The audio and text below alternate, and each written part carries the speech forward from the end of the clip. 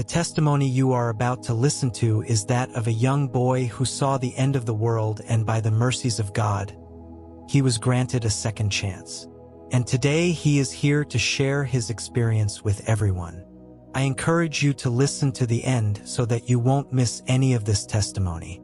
But before we continue, please let me know where you're listening from.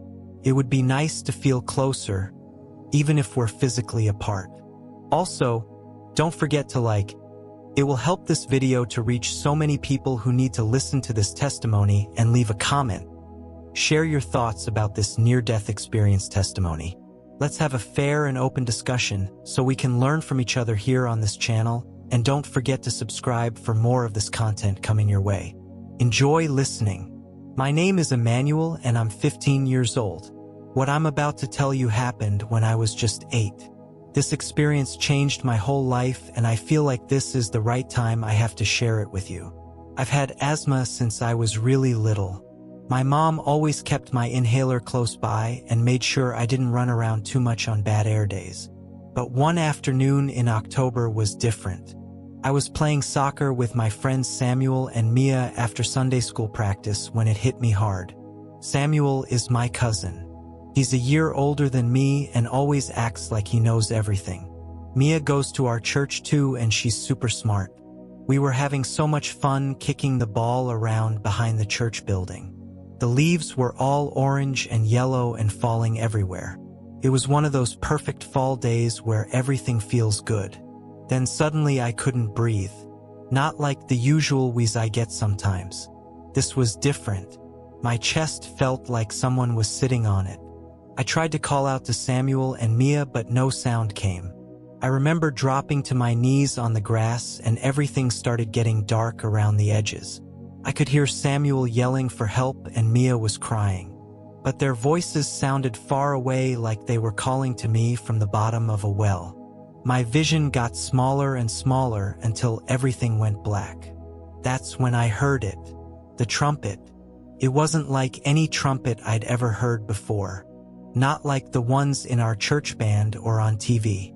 The sound was pure and clear, and it went right through me. It made my whole body tingle even though I couldn't feel my body anymore. The note was so beautiful it made me want to cry and laugh at the same time. Then I realized I wasn't in my body anymore.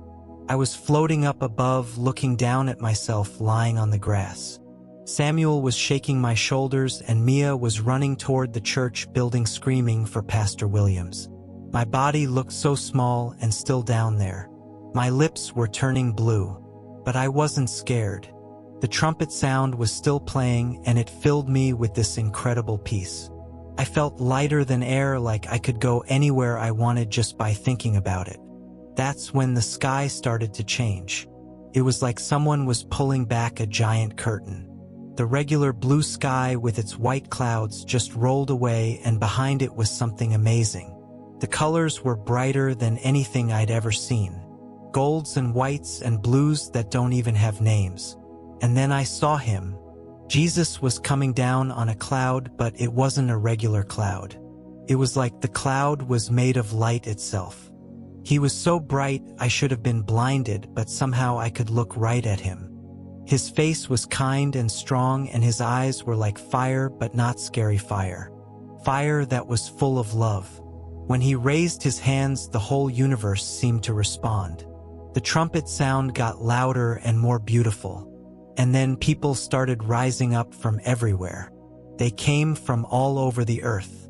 People in different clothes from different times.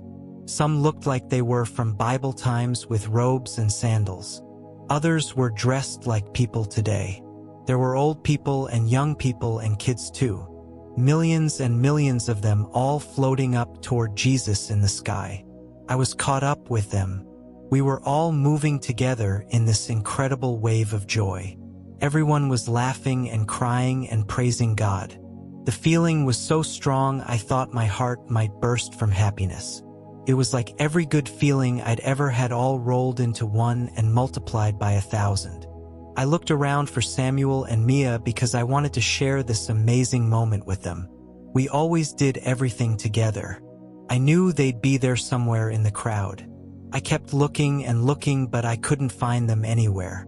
The joy I was feeling started to crack a little. Where were my friends? Where was my cousin? I knew they loved Jesus too. We all went to church together. We prayed together. We sang the same songs. That's when something made me look down toward the earth. What I saw broke my heart into pieces. Samuel and Mia were still down there. They were standing in the same spot where we'd been playing soccer, but now they were looking up at the sky with terror on their faces. They could see everything that was happening. They could see Jesus and all the people rising up. And they could see that they weren't part of it. Samuel was reaching up toward the sky, screaming something I couldn't hear over the trumpet sound. Mia was on her knees with her hands over her face, crying harder than I'd ever seen anyone cry. They were both begging. I could tell by the way their mouths were moving and how desperate they looked. I tried to go back down to them. I wanted to grab their hands and bring them up with me, but I couldn't move that way. I was caught in this upward pull that was stronger than anything. Then I heard them. Even over the beautiful trumpet music, I could hear their voices calling out. No, no, no. Come back. I want to go too. Please God, I'm sorry. I repent. I believe. Please don't leave me here. Samuel was clawing at the air like he was trying to climb an invisible ladder. Mia was rocking back and forth saying, I should have listened. I should have really listened. Why didn't I take it seriously? The worst part was seeing in their eyes that they knew it was too late. They understood that this was it. The door was closing and they were on the wrong side of it. I wanted to scream down to them that it would be okay, that maybe there was still time. But deep in my heart, I knew there wasn't. This was the moment our pastor had always talked about, when Jesus comes back for his people. And some people wouldn't be ready. The visions started to fade, but their faces stayed clear in my mind. The look of absolute despair and regret. The way they reached toward heaven knowing they couldn't get there. The sound of their voices breaking as they called out for mercy that wasn't coming. Then everything went black again. The next thing I knew, I was back in my body. But now I was in the hospital. There were machines beeping all around me and a plastic mask over my face helping me breathe. My mom was holding my hand and crying. My dad was pacing by the window. Emmanuel, baby, you're awake, my mom said when she saw my eyes open. Thank God you're okay. You stopped breathing for almost 3 minutes. 3 minutes. That's how long I was gone. But in that 3 minutes, I saw something that will stay with me for the rest of my life. The doctors said I had the worst asthma attack they'd ever seen in someone my age. They couldn't explain why my breathing just stopped like that. But I knew. I needed to see what I saw. I needed to understand what was at stake. When I got home from the hospital, I couldn't stop thinking about Samuel and Mia. They came to visit me and brought me comic books and candy. They were so happy I was okay. But all I could think about was their faces in my vision. The terror and regret. I didn't tell them about it right away. How do you tell your best friends that you saw them left behind when Jesus comes back? How do you say that without sounding crazy or mean? But I couldn't shake the feeling that I was supposed to tell them. That maybe the whole point of what I saw was to warn them. To help them understand that this stuff we learn in church isn't just stories. It's real and it's important, and someday it's going to happen. A few weeks later, we were all hanging out at Samuel's house playing video games. I finally got the courage to bring it up. Hey, do you guys ever think about what Pastor Williams says about Jesus coming back? I asked during a break between games. Samuel laughed. You mean like the rapture and all that? That's just something they say to scare us into being good. Yeah, Mia agreed. My older sister says that stuff is just fairy tales. She says when you die, that's it. Nothing else happens. I felt sick hearing them say that. But what if it's true? What if it really happens? Then I guess we'll deal with it when it happens, Samuel said, shrugging. Besides, we're good kids. We don't do anything really bad. I'm sure we'll be fine. That's when I told them everything. About the trumpet sound and floating above my body and seeing Jesus come down from heaven. About watching millions of people rise up to meet him. And about seeing them left behind. They both stared at me like I'd grown a second head. "Dude, that's just because you weren't getting oxygen to your brain," Samuel said. "People see all kinds of weird stuff when they're dying. It doesn't mean anything." It felt real, I insisted. More real than anything I've ever experienced. Mia looked uncomfortable. "Even if it was real, why weren't we there? We go to church. We know about Jesus." I didn't have a good answer for that. All I knew was what I saw and the feeling I had that going to church and knowing about Jesus wasn't the same as really believing. Really choosing to follow him with your whole heart. But they didn't want to hear it. Samuel went back to his video game and Mia said she had to go home. I could tell they thought I was being weird and dramatic. That was 7 years ago. Samuel and Mia are still my friends, but we don't talk about spiritual stuff anymore. Samuel says he's too busy with sports and school to worry about religion. Mia says she's not sure what she believes about God, but she doesn't think it matters as long as you're a good person. Sometimes I wonder if I should try again to tell them what I saw. But then I remember their faces in the vision and I know that just hearing about it isn't enough. Each person has to make their own choice about whether to really believe or not. The thing is, I never forgot that trumpet sound. Sometimes I hear it in my dreams. And every time I do, I remember the incredible joy of being caught up with Jesus. But I also remember the desperate cries of the people left behind. Both parts are burned into my memory forever. People ask me sometimes if I'm scared to die because of what happened to me. The truth is, I'm not scared of dying at all. What I saw when I was with Jesus was so beautiful and peaceful. Death isn't the scary part. What scares me is living a life that doesn't really matter. Going through the motions of being a Christian without really understanding what it means. Thinking that just being a good person or going to church sometimes is enough. Because what I learned that day is that when Jesus comes back, it's going to be obvious to everyone. The whole world will see him, but by then it will be too late to change your mind. The people who are ready will go with him, and the people who aren't will be left behind. And there won't be any second chances or do-overs.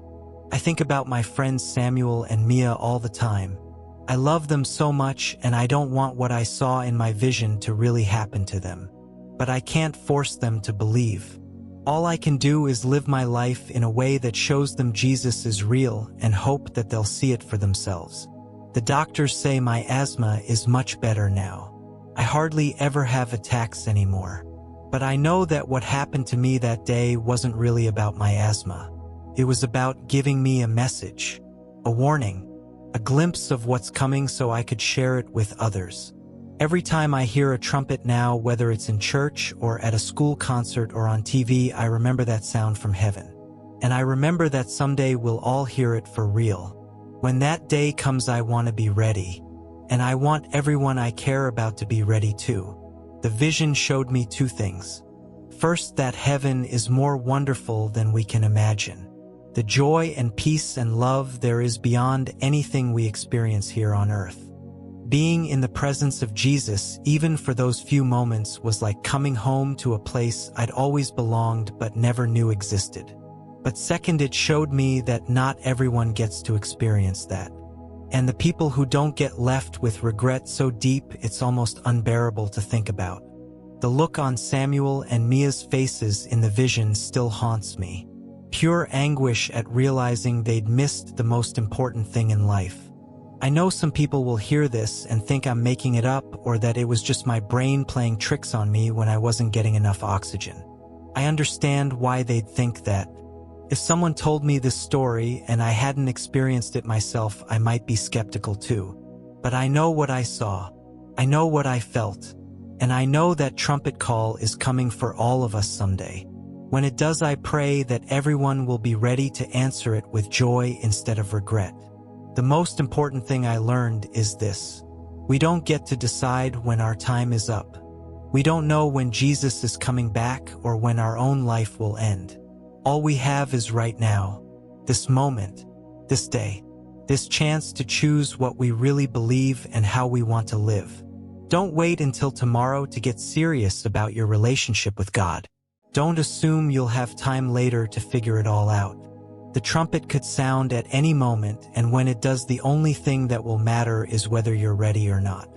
I'm sharing my story because I love you, because I don't want anyone to experience what I saw on the faces of those left behind.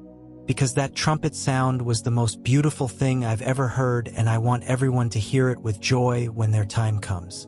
Take it seriously. Don't just go through the motions. Really think about what you believe and why. Ask God to show you the truth. Open your heart to Him completely, because someday that trumpet is going to sound for real, and when it does, you want to be rising up to meet Jesus, not standing on the ground crying out for a second chance that won't come. Dear listener, life has a way of giving us wake-up calls when we least expect them. Sometimes they come through tragedy, sometimes through beauty, sometimes through experiences so profound they change everything about how we see the world. Emmanuel's story reminds us that we're all living on borrowed time. Not just the days and years we have on this earth, but the opportunities we have to make the choices that really matter.